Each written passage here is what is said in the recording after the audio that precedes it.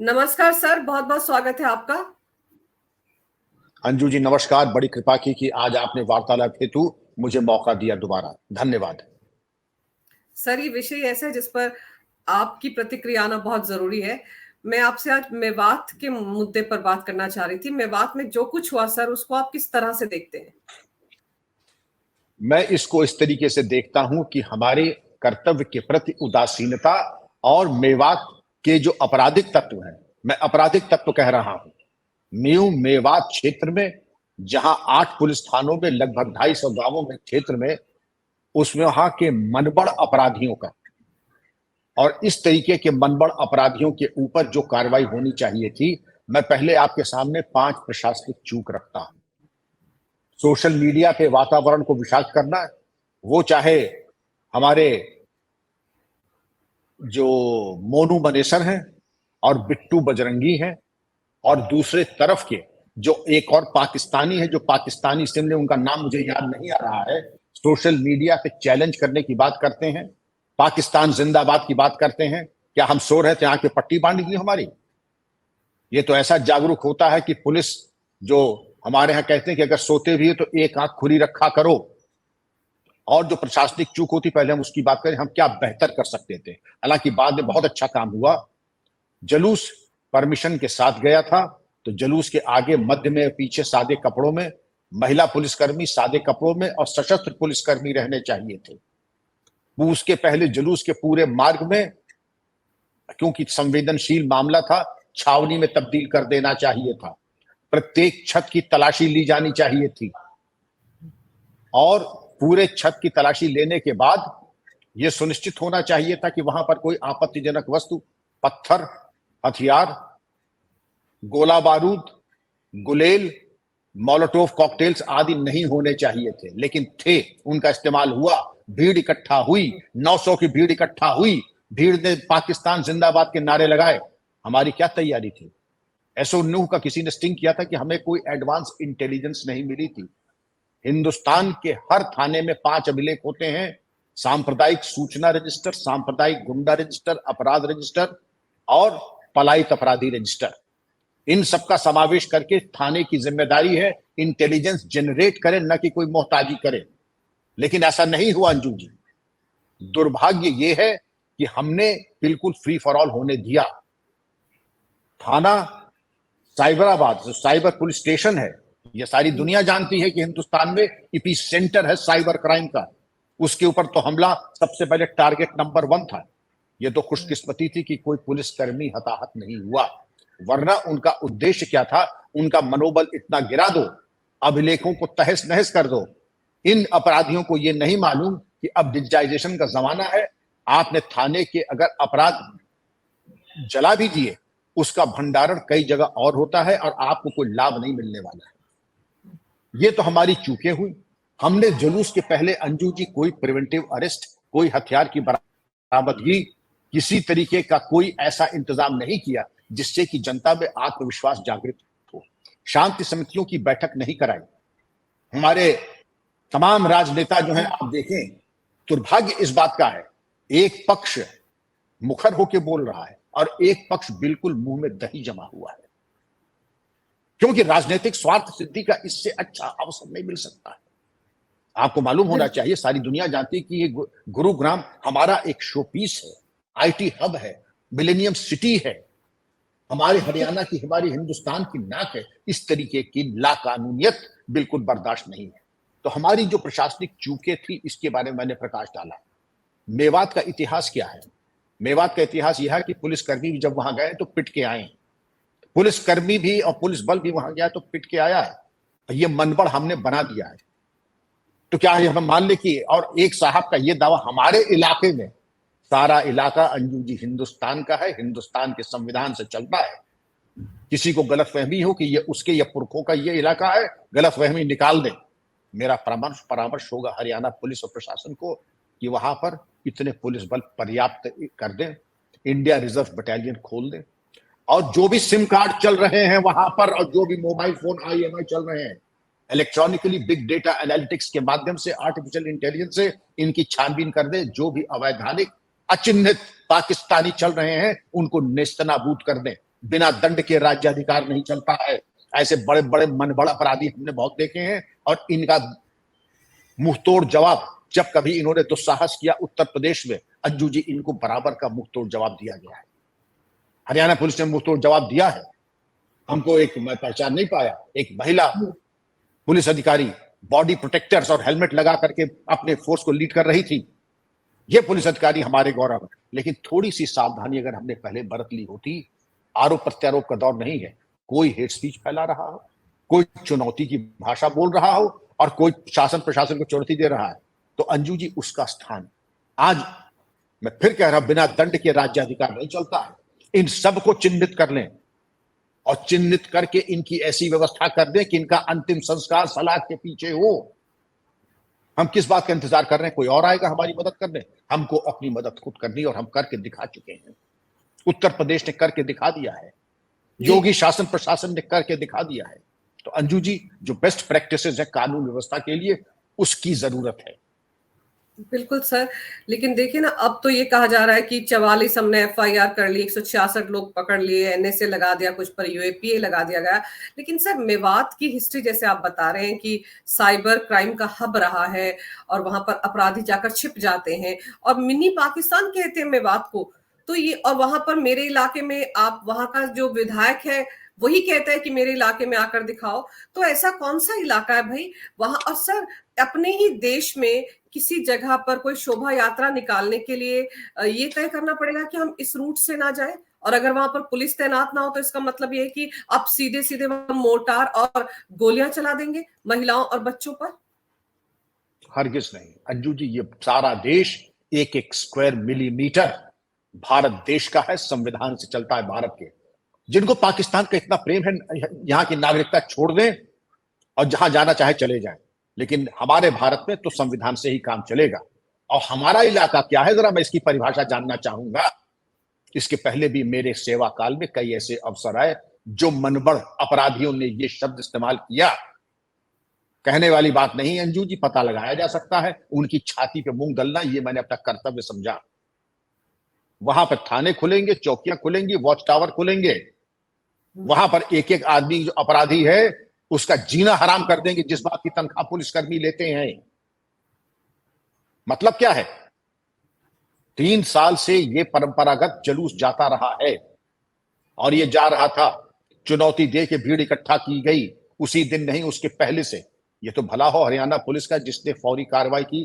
ठीक है, शुरू में कुछ त्रुटियां हो सकती हैं, लेकिन बाद में जो कार्रवाई की, अब बाद में जिस तरीके से उन्होंने गोली खाई, 2 होमगार्ड हमारे शहीद हो गए, इंस्पेक्टर और एक वरिष्ठ अधिकारी, राजपत्रित अधिकारी, पुलिस उपाधीक्षक, इनके गोलियां लगी हैं, 3 पुलिस कर्मचारी हमारे वेंटिलेटर पे हैं। इन्होंने बहुत जब्त का काम लिया। मैं ये सही कहता हूं, इनके द्वारा बल प्रयोग ऐसा करना चाहिए था कि जो लोग आगजनी कर रहे थे, अब आगजनी को लेकर के अंजू जी, जिन्होंने जितनी संपत्ति जलाई है, इनके पास से वापस आनी चाहिए। और जिन लोगों ने नाजायज निर्माण किया है, कानून के तहत जिस तरीके से उत्तर प्रदेश में बुलडोजर का, अवैध संपत्तियों का, अर्बन डेवलपमेंट एक्ट के अंतर्गत जो कार्रवाई होती है, वो यहां पे भी होनी चाहिए। और ये जो हमारी गलतफहमी कोई पाल रहा है कि हमारे इलाके में, इलाका सारा हिंदुस्तान का, हिंदुस्तान के कानून से चलेगा। बड़े बड़े पत्थरबाज आए कश्मीर में, मिट्टी में मिल गए। बड़े बड़े पत्थरबाज इधर उधर भी आए, मिट्टी में मिल गए। नक्सल पंथी मिट्टी में मिल गए। अपनी खैर बना ले आपराधिक तत्व। सरकार से और सत्ता से कोई लड़ नहीं सकता है। क्योंकि सर, आप ये देखिए कि पहाड़ है, वहां पर एक मंदिर में सबने पनाह ली, वहां से गोलियां और मोर्टार चल रहे थे। और सर, ये जो पूरा इलाका है मेवात का, जिसके बारे में बहुत सुना है मैंने, पर वहां पर क्या आपको भी लगता है कि जो बॉर्डर क्रॉस करके रोहिंग्या पहुंचते हैं वो भी वहां पर पनाह लेते हैं? क्योंकि अभी हमने देखा उत्तर प्रदेश में 70 के आसपास रोहिंग्यास जो थे उनको गिरफ्तार किया गया। ऐसे ही बहुत सारी पॉकेट्स बनी हुई हैं यूपी में भी, जहां पर ये आकर बस जाते हैं। हरियाणा का मेवात भी आपको लगता है कि एक शरणगाह बन गया इन लोगों के लिए? क्योंकि वहां पर जैसे आप बता रहे हैं कि पुलिस वाले अगर अंदर जाते तो पिट कर आते हैं। महत्वपूर्ण प्रश्न। जाहिर है कि संक्रमण वहां होता है जहां शरीर कमजोर पड़ जाता है, इम्यूनिटी कम हो जाती है।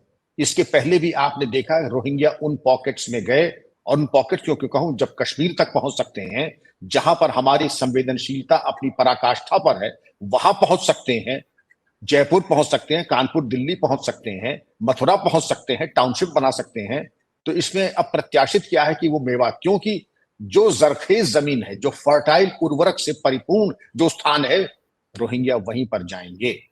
और रोहिंग्याओं का वैसे भी अपराध से बड़ा गहरा नाता बताया जाता है, और ये जहां कोई अपराध रोहिंग्या रहते हैं, वहां के सांप्रदायिक तनाव और अपराध में इनका सीधा संबंध भी बताया जाता है। तो मैं आपसे सर ये समझना चाह रही थी कि अब आपको क्या लगता है, जिस तरह से यहाँ पर ये वारदात हुई, क्या इसका कनेक्शन कहीं ज्ञानवापी मंदिर को लेकर जो सुनवाई हो रही है, सर्वे की बात हो रही है, अब तो इलाहाबाद हाई कोर्ट ने भी सर्वे की इजाजत दे दी है, क्या उन चीजों से भी इसका कनेक्शन हो सकता है? इसकी संभावना उतनी नहीं है जितना कि नैसर्गिक रूप में जिस तरीके की चुनौती, क्योंकि फैसला तो आज आया है, लेकिन इसके पहले से जो सोशल मीडिया पे हेट स्पीचेस आ रही थी, जो इनकी तैयारी थी, और जैसा आपने बताया पहाड़ियों के पीछे से पत्थर इकट्ठा करना, जो मोटर का इस्तेमाल करना, और इस तरीके की जो गतिविधियां थी वो पहले हो चुकी थी। फैसला तो आज आया है, लेकिन एक दफा जब मनबड़ अपराधी कमर कस लेते हैं, क्योंकि जिस तरीके की चुनौतीपूर्ण बातें की थी, ये तो मैं समझता हूं कि ये इत्तेफाक है, लेकिन अब ये सारे इश्यूज एक साथ मिल जाएंगे। आपको याद हो कि इससे जोड़ करके इन्होंने जो आरपीएफ के एक सिपाही चेतन सिंह ने जो हत्याकांड किया था, उससे जोड़ने की कोशिश की जा रही है, मणिपुर से जोड़ने की कोशिश की जा रही है। हमारे राजनीतिक मित्रों की प्रतिभा का हल्के में मूल्यांकन न करें, किस चीज को कहां से जोड़ करके उसका फालूदा बना करके और अपने लाभ के लिए वो इस्तेमाल कर लें। नमन करना चाहिए ऐसी अद्भुत प्रतिभा का, लेकिन उन्होंने मणिपुर की घटना को और वो चेतन सिंह की घटना को जोड़ा। उन्होंने नू की घटना को किससे जोड़ दें? नू की घटना मैं केवल एक सांप्रदायिक उदंडता और अनुशासनहीनता ही मैं नहीं कहूंगा, घोर आपराधिक कृत्य है, और इसके ऊपर शासन प्रशासन की वो मार होनी चाहिए कि दोबारा ये भूल जाए अपराध की स्पेलिंग क्या होती है। जी सर, मोनू मानेसर का नाम लेकर विपक्ष बहुत शोर मचा रहा है कि मोनू मानेसर ने जो गौ रक्षक माना जाता है, जिसने ये धमकी दी थी, जिसने एक वीडियो बनाया था कि वो वहां पर आएगा, लेकिन अगर वो वहां पर आ रहा है तो क्या दूसरी जमात को लाइसेंस मिल जाता है इस तरह की शोभा यात्रा पर हमला करने का, मोर्टार दागने का, गोलियां चलाने का? अंजू जी, किसी को कोई अधिकार नहीं मिलता है। मैं ये मानता हूं कि मोनू मनेसर अपराधी है, दो जघन्य हत्याकांड में वांछित है। ये जिम्मेदारी राजस्थान पुलिस की थी कि उसके खिलाफ कार्रवाई करे, क्यों नहीं की कार्रवाई अब तक? ये आज की तो घटना नहीं है। हरियाणा पुलिस को चाहिए था कि भले ही वांछित हो राजस्थान में, लेकिन मोनू मनेसर के विरुद्ध ऐसी कार्रवाई करते कि मोनू मनेसर कम से कम सलाह के पीछे चले जाते, कम से कम इतना तो कर ही देते कि ऐसा उसको पुलिस कार्यालय थाने में बुला के महिमा मंडित नहीं होना चाहिए था। अपराधी का कोई स्थान थाने में या पुलिस कार्यालयों में नहीं है। अपराधी है, अपराधी रहेगा। अब अपराधी कहीं आए या जाए, ये अधिकार किसी को भी नहीं है, किसी भी माई के लाल को नहीं है कि मोर्टर गोली दागे, कानून अपने हाथ में ले। और जिन लोगों ने जो शोभा यात्रा में जा रहे थे वो अनुमति लेके जा रहे थे, वो मनमाने तरीके से नहीं जा रहे थे, उनके ऊपर आक्रमण करने का कोई अधिकार नहीं था। लेकिन मुझे नहीं मालूम कि कितने लोगों पे रासुका लगा है, लेकिन मैं चाहूंगा रासुका के साथ साथ यूएपीए के बारे में मूल्यांकन कर ले। यूएपीए, रासुका और भी 7 क्रिमिनल लॉ अमेंडमेंट एक्ट आदि जो भी धाराएं हैं, केवल मात्र आईपीसी की धाराओं से काम नहीं चलेगा। और इनकी जो नाजायज संपत्ति जो कि बहुतायत में होगी, बुलडोजर हायर करके इनको करें जमींदोज और एक नसीहत दें, क्योंकि ये अब ये क्षेत्र कुर्बानी मांग रहा है। कुर्बानी किसकी? मनबड़ अपराधियों की, राष्ट्र विरोधी तत्वों की, पाकिस्तान जिंदाबाद कहने वालों की। प्रमाद न करें, ये वही क्षेत्र है जहां पर महाभारत हुई थी। तो अर्जुन का वक्त आ गया है कि गांडीव हाथ में संभाल ले और आतताइयों को और कानून के साथ खिलवाड़ करने वालों को मिट्टी में मिलाएं। सर, क्योंकि अभी 3-4 महीने पहले वहां पर जो साइबर क्राइम का बहुत ज्यादा बोलबाला हो गया था, वहां से वो बहुत जैसे कहते हैं ना जामताड़ा में होता था वैसा बिल्कुल यहाँ पर हो रहा था। और तब हरियाणा पुलिस ने काफी रेड भी मारी थी और बहुत से लोगों को गिरफ्तार किया गया था, बहुत सारे केस बने थे। इसीलिए इन लोगों ने साइबर पुलिस स्टेशन को भी टारगेट किया। तो आपको लगता है कि उसका रिटेलिएशन भी हो सकता है ये, क्योंकि अब जाहिर सी बात है जिन जो लोग उस वक्त इस तरह का क्राइम कर रहे थे वो तो खाली दिमाग शैतान का घर है ना। अंजू जी, आपने बहुत सही बिंदु उठाया है। इसके पहले भी मैं अपने अनुभव से बता सकता हूं कि अपराधी एक तो थाने पे कोई हमला नहीं करता है, 1000 बार सोचता है तब थाने पे आक्रमण करता है। इसीलिए पूरे हरियाणा की नहीं, भारत की नहीं, विश्व की संस्कृति है कि थाने पर और पुलिसकर्मी पे हमला करने वाला, पुलिसकर्मी की हत्या करने वाला अपने को सुरक्षित न माने, वो दुनिया में कहीं भी रहेगा, पुलिसकर्मी उसके गिरेबान तक पहुंच करके उसको खींच करके सलाख के पीछे डालेंगे। अब साइबर पुलिस स्टेशन में भंडारण था अभिलेखों का। उन अभिलेखों को ये समझते थे, क्योंकि इनकी कोई ट्रेनिंग तो है नहीं, इनको ये मालूम नहीं डिजिटाइजेशन जमाने में वो अभिलेख उनके 10 जगह भंडारण। डिजिटाइजेशन के जमाने में आप 100 फाइल जला देंगे, वो 10 जगह और इकट्ठा उनका भंडारण, बताऊंगा नहीं, इससे इनको कोई लाभ मिलने वाला नहीं है। हानि ये हुई, अब उन धाराओं के अंतर्गत आपके ऊपर अपराध पंजीकृत हो गया कि 10 साल आपकी गारंटीड है और सीसीटीवी फुटेजेस में आ जाएंगे। इनका आक्रमण, जो आक्रोश था, जो कुंठा थी, जो भड़ास थी अंजू जी, वो इन्होंने साइबर पुलिस स्टेशन पे निकाला। इसको ये कहते हैं कुत्ता हांडी में मुंह तो डाल देगा, तो हांडी में जो पक रहा था तो दोबारा बन जाएगा, लेकिन कुत्ते की दुर्गत वो की जाएगी कि ये भूल जाएंगे अपराध क्या होता है। उन्होंने तो अपनी औकात दिखा दी, लेकिन थाने पर हमला करने वाले का कोई स्थान सभ्य समाज में नहीं है। थाने पर हमला क्यों किया आपने? और पुलिस कर्मियों को आपने जिंदा जलाने की कोशिश की। ये फिटेस्ट केस है अंजू जी की ऐसे अपराध पंजीकृत कर दें कि इन अपराधियों का अंतिम संस्कार सलाख के पीछे होना चाहिए। क्योंकि सर अगर समय रहते उन लोगों को मंदिर से नहीं निकाला जाता जो लोग वहां 2500-3000 पनाह लिए हुए थे, तो हालात तो ऐसे बन गए थे कि शायद उन सबको हानि पहुंचाई जा सकती थी, क्योंकि ये टारगेट उनका बहुत बड़ा था। तो जिस इलाके में पुलिस जाने से डरती हो, पुलिस के कर्मी वहां ना जाना चाहते हो, वहां पर आपको क्या लगता है अब क्या व्यवस्था होनी चाहिए? एक तो पूरा कॉम्बिंग ऑपरेशन इस पूरे इलाके का होना चाहिए, जो हब बना हुआ है क्राइम का उसको तहस नहस करना चाहिए। तो इसके लिए क्या कदम उठाने चाहिए? इसके लिए अंजू जी एक बहुत रॉकेट साइंस नहीं है, ये बड़ा आसान काम है। सबको ये 24 घंटे की मोहलत दे दें कि अपने हथियार ला करके थानों में जमा कर दें, जायज भी और नाजायज भी। नाजायज हो तो कह दें कि हमको कहीं पड़े मिले थे, हम ला करके एक जिम्मेदार नागरिक होने के नाते जमा कर रहे हैं, और लाइसेंसी है वो जमा कर दें। हाउस टू हाउस सर्च, छत टू छत सर्च होनी चाहिए, और एक एक अपराधी जो हिस्ट्री शीटर है उसको थाने में कम से कम कुछ दिन के लिए 151 सीआरपीसी में बंद होना चाहिए। और हाउस टू हाउस सर्च जिसको हम कहते हैं, एक एक आदमी अपनी शिनाख्त करे, और आदमी ही नहीं, एक एक सिम कार्ड जो वहां चल रहा है, एक एक मोबाइल जो वहां चल रहा है। हमारी बिग डेटा एनालिटिक्स और हमारे पास ऐसे इंस्ट्रूमेंट्स और टेक्नोलॉजी हैं कि ड्रोन से हम छतों की निगरानी, और बिग डेटा एनालिटिक्स से और इलेक्ट्रॉनिक सेंसर से हम पता लगा सकते हैं कौन सा mobile phone multiple SIM card इस्तेमाल कर रहा है, कौन से सिम कार्ड जायज हैं, कौन से सिम कार्ड नाजायज हैं, और जिन्होंने नाजायज सिम कार्ड और नाजायज डॉक्टर्ड मोबाइल इस्तेमाल किए हैं उनको तबाह कर दें। तबाह मैं कह रहा हूं कि प्रतिशोध की भावना से नहीं, संतुलित बातें कर रहे हैं हम लोग, प्रतिशोध की बातें नहीं करते हैं। अगर करते होते तो ये जो नए नए अंकुर फूट रहे हैं ये नहीं फूटते। सिर्फ कानून जितनी इजाजत देता है उसके मुताबिक अंजू जी इनके खिलाफ कार्रवाई होनी चाहिए।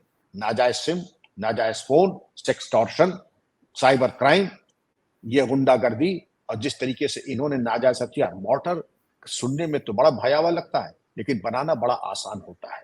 एक पाइप, फायरिंग पिन, मैकेनिज्म और गोला। गोले कहीं से भी मिल सकते हैं, और पाइप गन बना लीजिए। और इनकी टेक्नोलॉजी क्या है, इनके यहाँ जो गन स्मिथ्स हैं, अगर मैं आपको बताऊं, इनके गन स्मिथ्स तो उस लेवल के हैं कि अगर एक असली राइफल बना दे और नकली रख दे तो आप पहचान नहीं पाएंगे इसमें फैक्ट्री मेड कौन सी है, कौन सी इनकी द्वारा बनाई गई। ये अपराध को एक दूसरे लेवल पर लेकर के गए हैं। ये उनमें से हैं जो ट्रकों के ट्रक लूट लेते हैं और उसका पता नहीं लगता कि रातों रात उन ट्रकों का हुआ क्या और उसका माल गया कहां। संगठित अपराधियों का अगर कोई गिरोह है तो शासन और पुलिस की जिम्मेदारी है कि कानून की परिधि में रहते हुए उनको नेस्तनाबूद कर दें। यही मेरा आह्वान होगा हरियाणा सरकार को, भारत सरकार को। और आप पूछेंगे भारत सरकार का आह्वान क्यों करें, क्योंकि कानून व्यवस्था स्टेट की जिम्मेदारी है। स्टेट की जिम्मेदारी जरूर है, लेकिन इंडिया रिजर्व बटालियन अगर आपको कहीं खोलना है तो वहीं खोलिए जो कि कानून व्यवस्था के दृष्टिकोण से जहां दुर्व्यवस्था फैली है। आप नक्सल प्रभावित क्षेत्र में इंडिया रिजर्व बटालियन खोलते हैं, आप डिस्टर्ब्ड एरियाज में खोलते हैं, आप यही मान लीजिए कि यहां पर भी अब समय की पुकार है इंडिया रिजर्व बटालियन यहां खोले, और किसी के मन में गलतफहमी है कि हमारे इलाके में ये गलतफहमी निकालने के लिए भी ये सर्जरी जरूरी है। सर, रोहिंग्याज आपको क्या लगता है कितना बड़ा चैलेंज है? क्योंकि बांग्लादेश के साथ जो हमारा बॉर्डर लगा है, सबसे ज्यादा तो घुसपैठ वहीं से होती है। और आप देखिए ना, उत्तराखंड तक ये पहुंच गए थे अभी पिछले दिनों काशी में। वहां पर जो बाजार में तमाशा हुआ था, मजारें जंगलों में जाकर इन्होंने बना ली हैं, हरा कपड़ा ऊपर डालते हैं और कह देते हैं किसी की मजार है। तो उस चुनौती से निपटने के लिए क्या होना चाहिए? अब तो टेक्नोलॉजी, आज से यही सवाल आपने अगर पूछा होता 10 साल पहले तो मैं कहता कि इसमें जगह जगह ग्राम चौकीदार, फॉरेस्ट गार्ड की जिम्मेदारी लगाई जाए। वो तो लगाई जाए आज भी, लेकिन आज आपके पास ड्रोन टेक्नोलॉजी है, आर्टिफिशियल इंटेलिजेंस है, बिग डेटा एनालिटिक्स है। उस टेक्नोलॉजी का इस्तेमाल करें। कहीं अगर छोटा खोखा भी रख दिया जाता है तो सैटेलाइट इमेजरी और ड्रोन टेक्नोलॉजी आपको बता देगी कि 24 घंटे में क्या अंतर आ गया। और अगर अंतर आ गया, रोहिंग्या महोदय वहां पे तशरीफ फरमा है, तो उनकी कायदे से इस्तेकबाल किया जाए और उनको गिरा दिया जाए। और आपने जो बताया कि जो पोरस बॉर्डर है, बॉर्डर तो जो है वो तो है ही है, लेकिन मानव तस्करी और जो इनके संगठित अपराधी जो इनको यहां लाके बसाते हैं, ये करोड़ों अरबों का ये एक बिजनेस बन गया है नाजायज। क्योंकि इनको लाना, इनको स्थानीय भाव भंगिमा सिखाना, इनको आधार कार्ड और पहचान पत्र आदि दिलाना, इनको यहां से ट्रांसपोर्ट करना, ये एक बिजनेस हो गया है। और यहां पर लाके मान लीजिए आपने कहा कि इनको काशीपुर में, उत्तराखंड में या मथुरा में बसाना है। वहां पर भी आपने देखा कि वहां पर अगर बिल्डिंग बन रही है तो ओवरनाइट तो नहीं बनती है। वो बिल्डिंग्स जो आपने देखी हैं उनको बनाने में भी 3-3 महीना लगा है। तो जब तक कि शासन प्रशासन सोता रहता है, सबसे ये कह दीजिए एक प्रमाण पत्र दे दें आपके यहाँ कोई नाजायज रोहिंग्या नहीं है, और अगर पकड़ा जाता है अन्य चैनल से तो आपकी नौकरी चली जाएगी और आप जाएंगे जेल। उनकी मदद कर देंगे। इनका जो सपोर्ट सिस्टम है पहले उसको तोड़िए, उनकी कमर तोड़िए जो इनको लाके पहचान पत्र आदि देते। इस दिशा में कार्रवाई नहीं हुई। इस दिशा में कार्रवाई नहीं हुई कि हमने टेक्नोलॉजी का इस्तेमाल करके इनको नेस्तनाबूद किया। हमने दरअसल इन सबको अभी होम्योपैथी और च्यवनप्राश का इलाज इनको कर रहे हैं। अभी तक हम इससे आगे नहीं बढ़े, माफ कीजिएगा। जबकि वक्त की पुकार ये है, वक्त का तकाजा ये है कि इनकी बाईपास सर्जरी होनी चाहिए। जो इनकी मदद कर रहे हैं उनकी भी, और इनकी भी जो नाजायज प्रवेश कर रहे हैं। समस्या का तो निराकरण ये है, जब कश्मीर में अत्यधिक संवेदनशील स्थान पे ये पहुंच सकते हैं तो मैं बाकी इस देश की क्या बात करूं। इसलिए समस्या बहुत विकराल है और इसका निराकरण भी उसी तरीके से होना चाहिए जैसे कि एक चुनौती का होता है। ये चुनौती है, समस्या नहीं है। रोहिंग्या एक चुनौती है, नाजायज बांग्लादेश नागरिक एक चुनौती है, और इसी तरीके से इनका समाधान होना चाहिए चुनौती के रूप में। सर, आप जिस सपोर्ट सिस्टम की बात कर रहे हैं, हम सब जानते हैं कि वो सपोर्ट सिस्टम क्या है। जब तक इनको राजनीतिक शय नहीं मिलती है, राजनीतिक समर्थन नहीं मिलता है, पार्टियों का समर्थन नहीं मिलता है, तब तक तो ये नहीं पनप सकते ना। तो वो जो अपने वोट बैंक के लिए इनको इस्तेमाल करते हैं, सबसे पहले तो उनकी लगाम कसनी जरूरी है ना। बिल्कुल होनी चाहिए, प्रमाद किस बात का। अभी हाल में आपने देखा कि जो राजनीतिक व्यक्ति जो भ्रष्टाचार में संलिप्त थे उनके ऊपर कार्रवाई हो रही है। संतोष और हर्ष का विषय है। इसी तरीके से राजनेता हो या अन्य कोई हो, राजकीय कर्मचारी हो, पुलिस अधिकारी हो, जो इनका सपोर्ट सिस्टम और ऑक्सीजन दे रहे हैं, सांप को दूध पिला रहे हैं, उनके खिलाफ भी वही कार्रवाई होगी। आप नूह के मामले में देख लीजिए, एक खास वर्ग है राजनेताओं का जिसके मुंह में दही जमा है। आप समझ लीजिए कि एक समस्या को लेकर के अगर मुंह में दही जमा है, आप किस तरफ हैं? आप भारत की तरफ हैं, संविधान की तरफ हैं, या अपनी ओछी तुष्टीकरण की राजनीति में आप अपनी सीट पक्की कर रहे हैं? ये मान के चलिए सीट आपकी पक्की अगर हो भी गई, यही जिन्होंने आके भारत के भूखंड पे उनकी हमारी छाती पे मुंह डाल रहे हैं, ये आपकी कुर्सी भी चबा के खा जाएंगे और आप भी जिंदा नहीं रहेंगे। इसका उपभोग कर अपने बौद्धिक भ्रष्टाचार का लाभ आप भी नहीं उठा। बिल्कुल सर, तो ये सबक उन लोगों के लिए भी जो इनको शय देते हैं, और ये एक बड़ी चुनौती भी है इस वक्त राज्य सरकार के लिए कि इनसे कैसे निपटा जाए। और आप बिल्कुल सही कह रहे हैं कि केंद्र सरकार को रिजर्व पुलिस की वहां पर एक बटालियन लगानी चाहिए और पूरा कॉम्बिंग ऑपरेशन करना चाहिए, पूरे तरीके अपनाकर इनको इसी वक्त यहाँ पर रोकने की जरूरत है। और मेवात जिसकी छवि मिनी पाकिस्तान की तरह है, उस छवि को पूरी तरह से ध्वस्त करने की जरूरत है। आपने इस मामले पर विस्तार से जानकारी मेरे दर्शकों को दी सर, उसके लिए आपका बहुत बहुत धन्यवाद। नमस्कार। बड़ी कृपांजू जी, नमस्कार, जय हिंद। जय हिंद।